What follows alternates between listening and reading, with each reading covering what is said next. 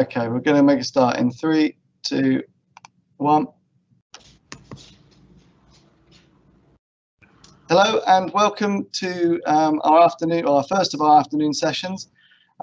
Today we welcome Sharon Doughty from .com Digital. It's probably best if I let Sharon introduce herself because she has got a wealth of experience under her belt, and I think I wouldn't be able to do it justice. So without further ado, over to you, Sharon. Thank you very much indeed. And although I do have a wealth of experience, I spent 20 years in national newsrooms, BBC, ITV, Sky. I have to tell you, there is nothing more stressful than trying to join a Teams meeting, because when you read the news, you have an army of people that make sure all your technical things work like magic. So this is a very big learning experience for me, but I'm very excited to have been invited to join you.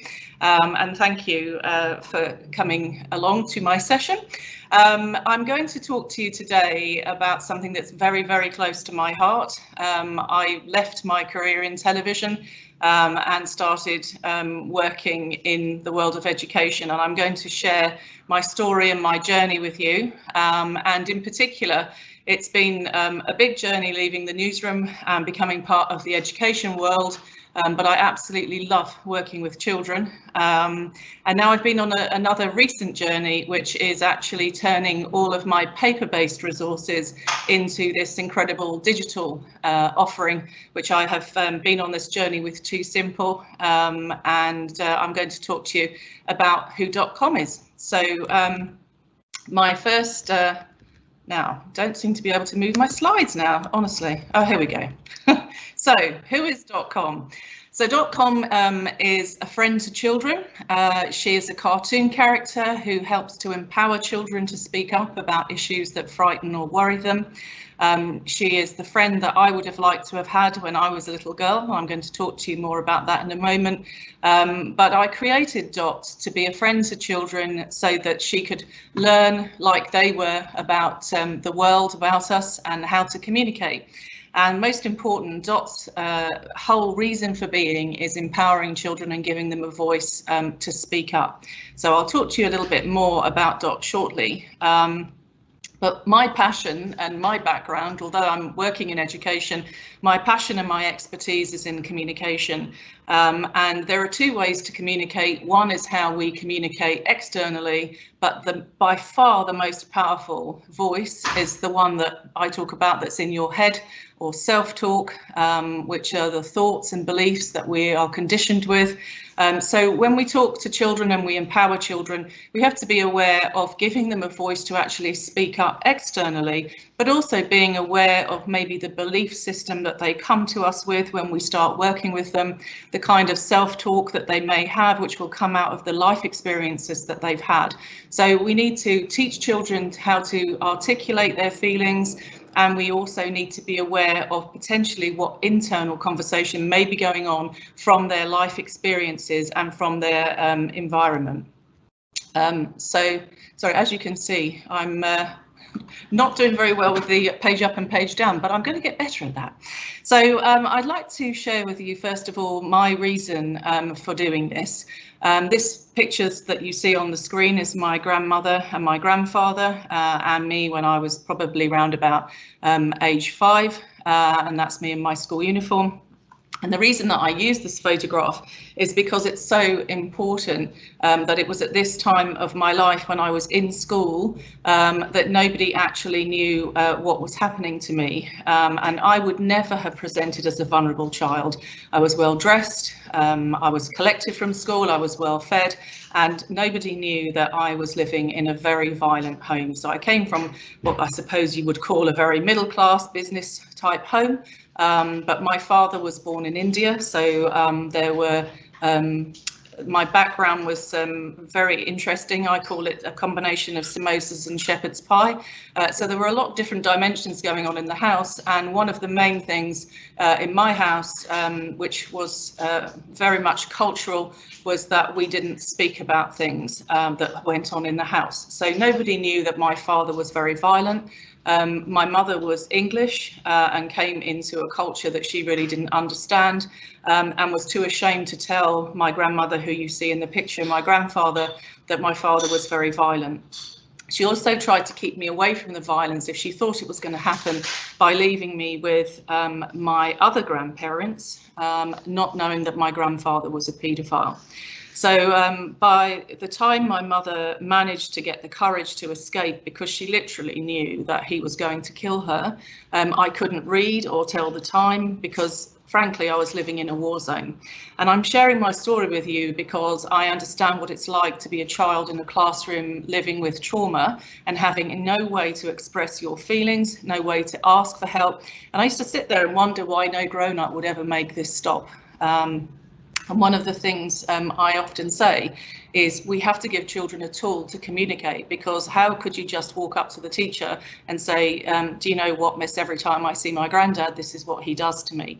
So we need to make it easy, first of all, for children to have a mechanism to actually communicate. And that's what Dot is. She's the friend that I would have liked to have had, because isolation, when you're a child suffering trauma, you find it difficult to make friends, you just find it difficult to make sense of the world about you. So there's a great sense of isolation, and this is why it's very important that we have a way for children to communicate. So I was very lucky. I went to live, my mother escaped and we went to live with my grandmother, who, if you can imagine, all those years ago had an 8-bedroom house and 3 businesses, and she was a very powerful, strong woman. And in that safe environment, when my mother was safe and I was safe, I learned to read, and literally everything in school just clicked into place. And I was sitting with my grandmother and we were watching Thames News, Andrew Gardner, and my granny said, you know what, you read so well now, you should do that job, you can read the news. And so that's what I decided to do. And at 21, I became a newsreader at Thames Television, and it never for 1 minute occurred to me that I wouldn't do this. My grandmother told me that I could do it, and I focused on doing it. And over 20 years, I worked at Thames, the BBC, Sky, reading international news, and also being a crime reporter. So I am living proof that it doesn't have to be your parents that can inspire you. It can be other people that love you in your life. And also the person who was a massive influence in my life, this is my Auntie Elaine with me, and you can see I was very happy when I was with her. And she, as it says on this next slide, children need at least one person in their life who thinks that the sun rises and sets on them, someone who delights in their existence and loves them unconditionally. And for me, that was my Auntie Elaine. So it's very important for children to have one person that they can focus on who gives them that love and encouragement. And I had both my auntie and my grandmother providing safe and loving environment for me. And these are my twins, Amelia and Joshua, who came to me late in life. And I am their person that believes the sun rises and sets with them, and they are high functioning autistic, but because I know how it feels to be in somewhere in their shoes and not being able to read, I spend a lot of time with them talking about their emotions. And most important thing that you can give to a child is a sense of being loved and being important. So the other person who was a big influence in my life, my grandmother decided I needed a hobby to help me get over the things that were happening to me. And luckily for me, Len Goodman, who was the Strictly Come Dancing lead judge for many years, had just opened a dance school in Dartford, which is where I grew up. So Len became my dance teacher, and literally for the first time in my life, somebody told me that I was good at something. And I believe that I learned many of the skills that gave me the ability to become a newsreader early in life, because, you know, with dancing, you learn confidence, how to walk into a room and how to perform. So it was a wonderful thing. And with Len as a role model as well, for the first time in my life, I had a man who didn't frighten me. As he is on television is how he is in real life. And I loved going there. And his son is a very good friend of mine. And he told me that his dad's dream was to set up a dance school that was not just for adults, but also provided a safe space for children. So in terms of children that you may be teaching or who are in your lives, very important for them to have role models, and again, that they can have a very big impact on their life. This picture I love. it says on the slide here, one day you will tell your story of how you overcame what you went through, and it will be somebody else's survival guide. And so I decided to start speaking up and tell my story when the police asked me to start training community safety officers. And in 2014, I won Best Magazine's Bravest Woman Award. And the lady who's in the photograph with me in the pink dress that I'm next to was actually the lady who spoke up about Jimmy Savile. And so through telling our stories, and I'm very passionate that we should not be ashamed. I was a victim of crime. If you're a victim of crime and you have your house burgled, you're not afraid to tell somebody that it happened to you. So the more we keep the secret, the more power we give to the perpetrators.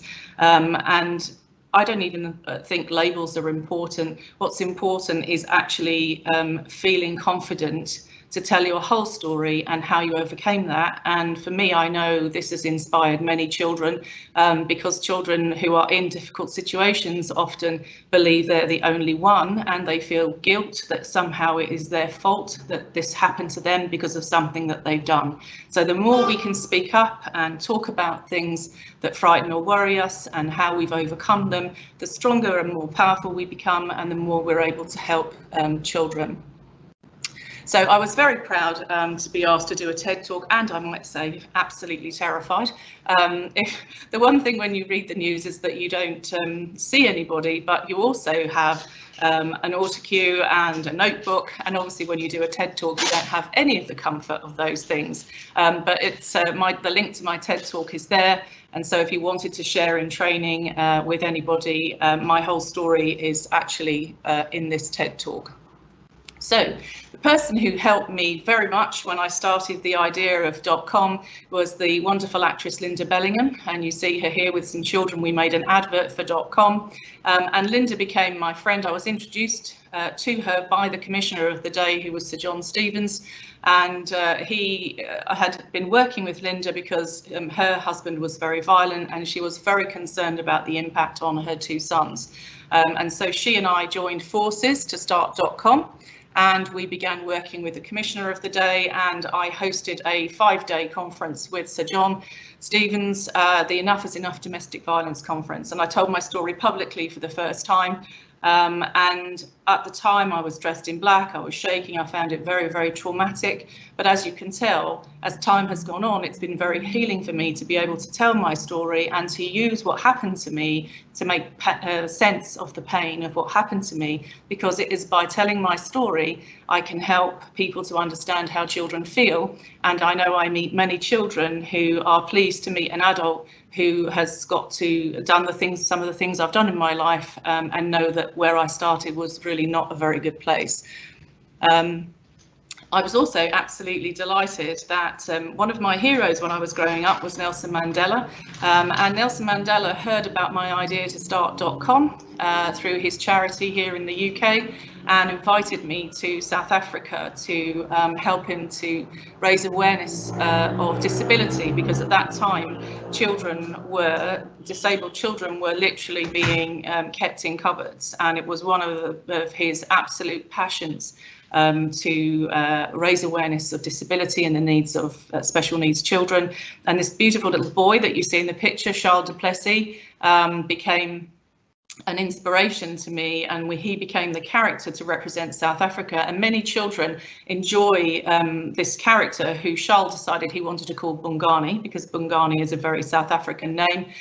Because when I met Charles, he was showing a group of people around one of Mr. Mandela's facilities. And someone inevitably, adult, said to him, "So, Charles, why is it that you can't walk?" And he just turned around and said, "Oh, because I was born with spina bifida, but actually I'm really good at talking, which is why I've got this job, so follow me." And I just was so taken aback with his positive attitude to life, accepting the issues that he had, but also focusing on what he could do, that I thought he would make a wonderful character for the children. I was also able to use people that I admired in my professional life. So Trevor MacDonald here with my husband Neil, and Wizard the dog, who's another character you'll meet soon. In Anti-Bullying Week, we did a campaign with Dot with Sir Trevor, and another year I made an advert in the News at 10 studio with Nicholas Owen. So I was able to use Dot for a force for good, but with colleagues and friends. I used to joke that the only person who hadn't endorsed Dot was the Pope, and then I was invited to the United Nations and couldn't be more taken aback. And somebody came from the Pope's office to say that they would like to support the work through the abolition of slavery. So I took children several years to make presentations about .com. But most important to the work that I do is the relationship that I've always had from the police and with the police, which started obviously because I was a crime reporter. And you have to build trust if you want to run stories and work with the police. But there were many police officers, senior officers, who talked to me about their distress in seeing the revolving door of children who then became the criminals, and the series just went on and on and on. And so I started working with the police, created a mechanism for the police to be able to reach out to children and to kind of bridge the gap between things that the police wanted to teach and what schools needed to do. So we had to create a mechanism to deliver messages of the emergency services that would also link into what teachers needed to deliver. The other network in the country, which is fundamental to getting my work across, was a connection with the civil service. And in 2013, we launched .com, the charity, in the Home Office with Christina Rianoff from Strictly, and that's the permanent secretary from the Home Office with some children launching it. But the civil service has been fundamental in supporting the work, evaluating our work, and also giving me access to funds over the years to develop the different aspects of it. I was told that I would never get endorsement from the Department for Education, and through my relationship with the police chiefs and the fire chiefs, met with Ed Balls in his constituency when he was the Secretary of State, and he was really impressed with the work, and we had a letter of endorsement. And then he went on Strictly, and well, what can I say? I'm not sure how much credibility he had after that. But Dot goes across the divide. We have Ed Balls when he was obviously in Labour, and then Boris Johnson when he was the Mayor of London. For many years supported the development of .com with the Metropolitan Police, and in one of his reports he wrote about that year we had helped 5,000 children, train 200 teachers. So it's very important that Dot is not political and appeals to all. And what really helps me with that again is my relationship with the police. As I mentioned, in 2019, the National Police Chief Council, head of Internet Intelligence and Investigations, working with Essex Police, asked me to create the digital version, which initially I started work on with Microsoft and the police, was then introduced to Simple. And why did I want to go to digital? Because I resisted things being put on the internet for a long time, because it was very important to a lot of children to hold the book, and it was often the first thing that they'd owned. But if I want to reach millions of children, then the digital program is what's going to matter. It's lower cost, speeds up the delivery, and it gives data insights, and it provides less work for teachers. Because it gives teachers access with the data to things that are going on. So children can log on now to the free resource that we have, which Too Simple have created, the digital platform, and the themes are now very much in tune with what teachers are needing at the moment, because they address children's mental health, and the activities are presented through the characters. And also this mechanism now can be very easily updated by the police if there is a current threat to children. This is Holy Cross School, where we did the pilot. And I always talk about, and it's actually in the DFE guidance, that this is a resource created by children for children. So there was 45 Year 6 children from Holy Cross have been part of the development of this resource. And I was very proud that it was endorsed. This is the police here at the DFE. It's now a resource that's cited in the Teaching Online Safety in Schools, and it meets statutory guidance for teaching of RSE. So the partnership with the police has been fundamental. In January, we launched .com at BET, as you can see, with the senior officers from the Metropolitan Police, the Chief Constable of Essex, and senior officer from Staffordshire. So moving now into the methodology of .com, which is what the police connect with. It's fun for the children. This is the most important thing. Children do not learn through fear. And this was one of the things that I had to talk to the police about when I first started working with them, because a lot of the learning relating to the police was very fear-based. And I was very lucky to work closely with the National Children's Bureau as I was developing DOT. And one of the most important things for children, as you all know, I've been preaching to the converted, learn through fun. So for this lesson, everything we do with .com is about having fun, providing a safe place for children to feel centred and to feel able to find their voice. So the first thing you do is you introduce the children to the characters. It's character-based learning.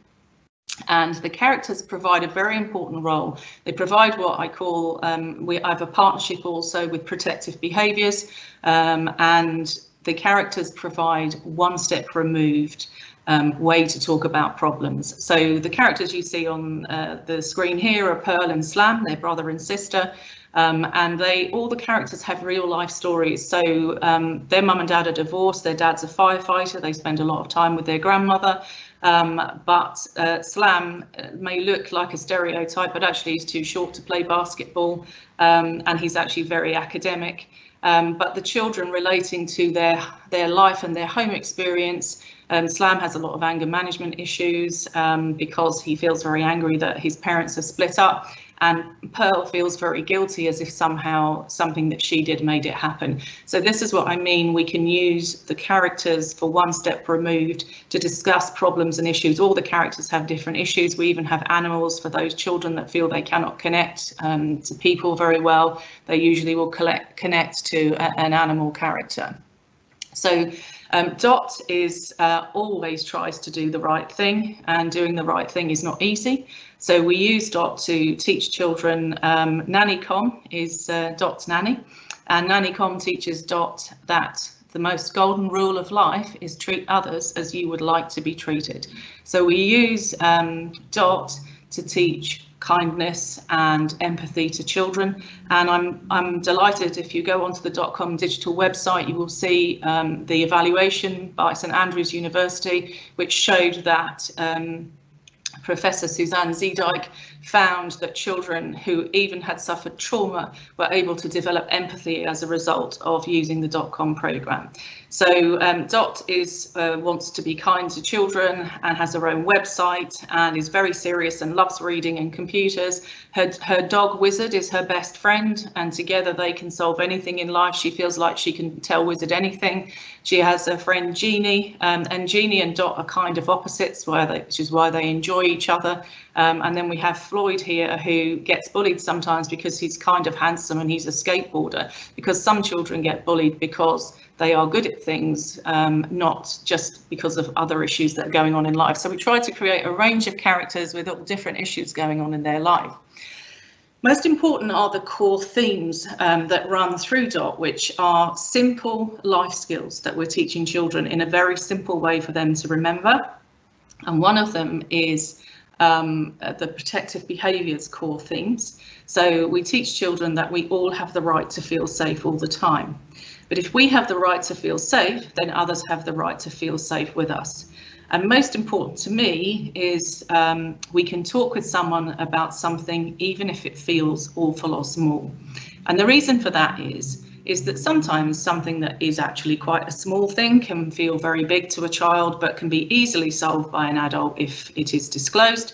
And if you had an issue like I had when I was growing up, it was so huge what was happening to me. I had to make it small in my head, otherwise I wouldn't be able to survive. So it's very important, that language, even if it feels awful or small. The other thing that is fundamental in the Dot programme is it teaches children to understand their feelings. So feelings are just feelings, and there are no good or bad feelings, so we can feel the feelings. But once we've felt the feelings, we then think about what we do, because your behaviour is a choice. And what's really important about the DOT programme, my husband and I ran a homeless hostel for 3 years, emergency accommodation, and I saw in there the children were just making mistakes because they had no idea about making choices. They were growing up sometimes, you know, if your dad's in prison and your mum drinks and doesn't get up till 3 o'clock, I'm not really sure what kind of values we expect children in that environment to have taken on board. So it's really fundamental to teach children values, and that they can make their choices about the values that they have in life, and they don't have to be the same choices as anybody around them. It's their own personal choice. It also, behaviour is their choice, where there will be potentially consequences or rewards. And I had a teacher that was doing a dissertation that used DOT with a group of children on verge of exclusion, year 6 boys. And what he said was that this was the fundamental thing that changed their behaviour, because children always think things are being done to them. They do not realise that they can make a choice, and actually they can think about their behaviour. And it's not easy, and we'll make mistakes. And that's another important thing within DOT, is helping children understand that mistakes are a part of life, and there are only results. And if you don't get the result that you want, then you go back and you try that again. So we're taking all the judgment out of things and helping them understand that we all make mistakes. So the next important part of .com are what I call DOT's uh-oh signs. So you're fundamentally teaching children to understand their fight or flight instincts. And this is a very simple way for them to know if they're safe or unsafe, either in the real world or online. Because I say to them, so if Dot's knees are wobbly like a jelly, then uh-oh, she doesn't feel safe. Or if her palms are sweaty. And it's very important to get the children to think about themselves in terms of what happens in their body when they don't feel safe.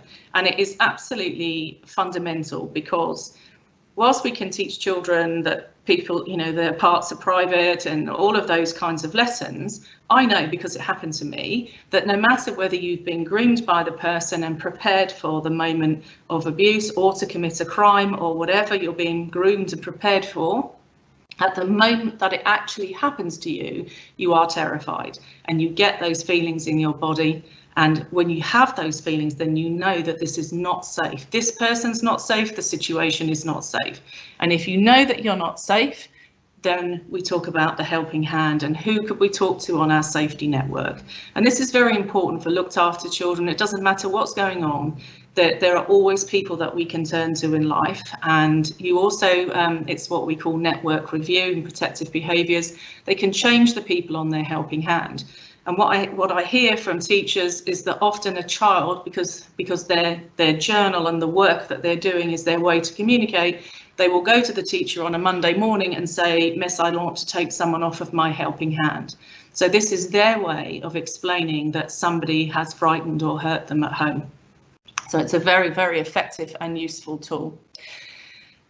When we know that we've had our uh-oh signs, we know who's on our helping hand, we choose who we tell, and we also teach persistence. You keep telling. If you tell the first person it doesn't get better, you tell the next person and the next person, and you have people obviously on your helping hand close by, in your family, in school, but also out there in the community, like the police, like doctors, like as we've all found out, the wonderful NHS. So it's helping children using these simple tools to make sense of the world about them and how they can stay safe. I also created something called a DOT minute. So the idea behind a DOT minute, and we've done this for many years, 15 years, using just a card that was a laminated piece of paper that I always ask teachers to keep in the room. And basically the child knows that if at any time, and I ask the cards to be kept in the classroom all the time, not just during the lesson, because as we all know, when someone says something that's hurtful or something that frightens us, sometimes it takes a while to percolate in before we can actually voice it and process it. So the DOT minute allows children time to process their feelings. If they feel that they're afraid or worried about something, then they can ask the teacher for a DOT minute. And the children know, I can tell you, in all the time we've done it, it's never been misused. The children know a DOT minute is for something that's very important, not "Miss, someone stole my ruler." So what happens with the DOT minute is that once the teacher can use it as a tool to keep safe, the child can ask for a DOT minute, Or if a child starts to disclose in circle time or something during the lesson, then a teacher can say, do you know, I think we need to have a dot minute. That's really important, and we need to have some special time to discuss. So it protects the teacher from a disclosure being made potentially in front of all of the children. So we have in the digital free resource, which is available now for you to download and access, we were asked by the police to the current threat to children was, when we first created this, very much county lines, issues around drugs and grooming. So the way I've approached this is that the lessons teach children about the process of grooming, because actually grooming, whether it's domestic violence, crime, or to touch your body, is the process that is used to access children. So if we teach children what that process is, in the same way, and this happens in the resource as we would teach them about bullying, because bullying is a behaviour. I always say when I do my assemblies, who thinks a bully is a real thing?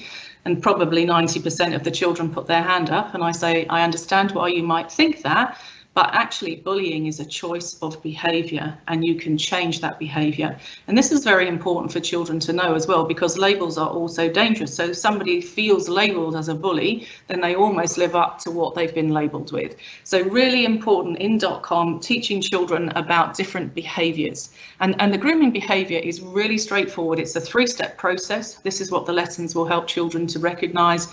First of all, it's a befriending process where the groomer tells you the most special thing that they've ever seen, and this is why they understand you and other people don't.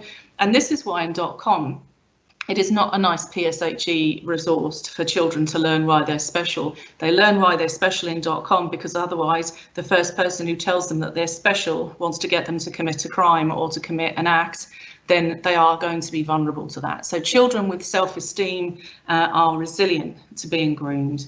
The next step, of course, is that the groomer, being now your new friend who understands you, asks you to do something that probably you will get your uh-oh signs about and will make you feel uncomfortable, but you do it because you have to do it to prove to them that you are their friend. Once, of course, they are into step 2 and you create the act for them, you then go to step 3, which is you are in their control. So it's a very straightforward process that we can explain to children. What's also very important is understanding what being safe means, because it's very easy for children in chaotic backgrounds to understand that that is normal. So they may need, I had no idea what being safe meant.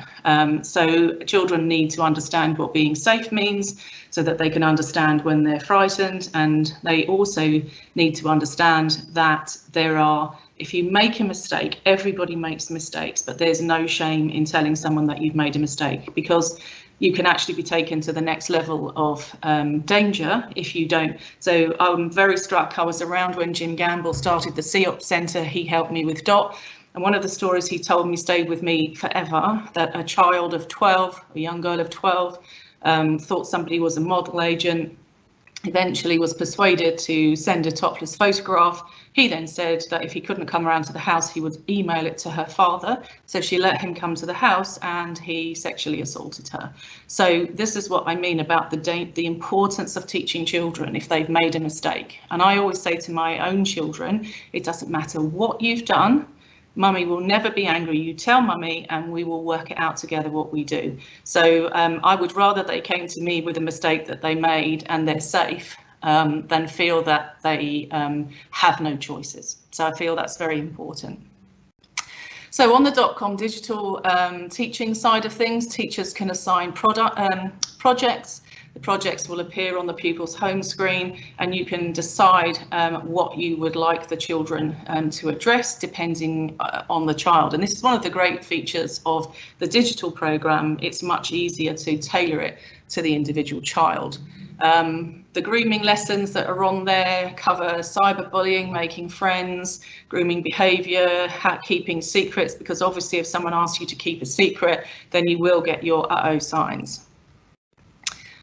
Also on the digital platform, which I find is a very exciting feature, is that the children will do feelings and emotional surveys every time they log in, because they will practice talking about their feelings. and I'm really passionate about this. Why we imagine that children know how to ask for help or talk about their feelings when as adults we find it very difficult, especially if we're going through a difficult time. It's really a skill, and it's a skill that needs to be practiced and that they can get comfortable in doing, and that's what the DOT program's about. So they will practice talking about their feelings, and they can use emojis or they can write about it. They can play with the characters. All the different characters are there. There are many of them, around 30. And you'll see here that they can actually play with the characters. They can write stories about them. They can find out who they are. They can draw. And the children, it's very important that the children learn about the different descriptions of the characters. There are session guides for teachers on all of the different themes, and there are 24 themes. Each one of these projects can be kept in a folder, so the child has their own view of what they're doing. And with their signs, they can drop and drag things in and play with them, which children really enjoy doing. Also, with their helping hand, they can bring in photographs, whereas before it was all just drawing around a hand in a book. So it really does bring DOT to life. And then as well on the website, on the .com digital website, and on this website, there are videos and things that you can download, posters. There's music. The music's very important as well, because obviously through music, sometimes children can express their feelings. I worked with a young woman who I made a film with, who had a terrible time with self-harm, and she hated all her counsellors, she told me, until she went to a counsellor who said she wasn't interested in talking. She just wanted her to bring a piece of music, something that she could connect to. And she said it was the first person that she felt was not trying to control her, and the music was the bridge. So music's very important. So this is just a page around the DOT Minute on the digital free resource at the moment. If you ask for a DOT Minute, then on the teaching end of it, you can categorise where those issues were around things that might frighten children, and then you get a feel at the end of the year what safeguarding issues that you've dealt with. And the teachers and the safeguarding leads can view all of this. So we have year 5 and 6 of the grooming lessons and the county lines, and then we also have year 4 and year 2. And this is all the themes that are there at the moment. I'm very proud that we worked in 3 areas of the country, in Essex, in the Met Police in Croydon, and in Stoke. And one of the schools in Stoke that took part in the piloting of this has just won the Carnegie Mental Health Award for the development role they played in the .com. And I think what I'm excited about is that never before really has DOT been more important, because here is a way that children can easily learn to talk about their feelings. And obviously after the lockdown, this is something that's very important. And Nicola Finney, who's head at St Paul's Primary in Stoke, said the DOT programme is an excellent tool to meet all the new RSE requirements starting in September. It covers the very sensitive safeguarding issues around county lines, drugs, gangs and FGM in a way that is accessible to children and clear instructions for the teacher. We're using .com to help children recover from the COVID crisis and help them process their feelings, also to support them with relationships and their mental health. My staff are all really pleased to have such an effective tool in the classroom to support children in these challenging times, and delighted that our work with .com has been recognised and we have been given the Carnegie Mental Health Award Gold Standard. So I have flagship schools like St Paul's, and like Holy Cross in Essex, and also Fairchild's in Croydon. These are all schools that have helped me to test and pilot and develop and get us to this very exciting time. And I'm going to end with something that, everybody said to me when I started DOT, well, if you just help one child, and I worked with one of our flagship schools, and they tell the children my story, and basically a disclosure came, and that case actually went to Crown Court. So I know that the resources support children and make them feel safe to be able to speak up about the most sensitive and difficult issues, and they give children really simple life skills and communication skills, because I believe that being able to communicate is the greatest gift that I have given to my children, and I believe that everything I've gone through will have made a difference if I can reach as many children with .com. And I hope, if you're watching, that you will, if this resonates with you, that you will help me to reach more and more children. Now, I set myself 45 minutes, there's 6 minutes left, but I hope that I've given you an understanding into DOT. It's not, obviously it ticks all of the boxes which need to be ticked, but for me the most important thing is that its uniqueness is that it's a tool for children to use themselves to actually address their own mental health, and giving them those simple life skills. I can see your back, David. I've been here the whole time. I have to say, wow, what a story, what an inspiration. I think your honesty, which has led you to this point, is just, something is really appreciated. So a big thank you for joining us. I think it's amazing. I think what you're offering is brilliant. We do have a question, if I can read it. It says, teaching within an SEN school, I've taught children who are non-verbal. Which resource would you recommend to communicate a topic of this nature with them, and should you have a concern? Okay, so my own children didn't speak until they were nearly 5 years old, so I do have some understanding of that situation. We actually do have puppets. I worked with a school in Northampton where they literally take all the children that have issues, and we introduced the puppets in that school, and actually using the puppets with children is I've found very helpful.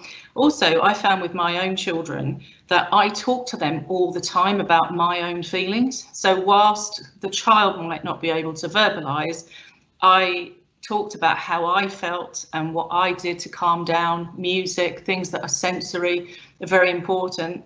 And I was absolutely astonished when my children did suddenly start to speak and started to say all kinds of things that I never knew I said, but clearly said them all the time because they had actually taken on board these things. And then when they finally found their voice, these things came back. But obviously that's very challenging, children that are non-verbal. But I do think the sensory things and just your own running dialogue about how you feel and how a situation might be making you feel, I have found very useful with my own children when they were non-verbal.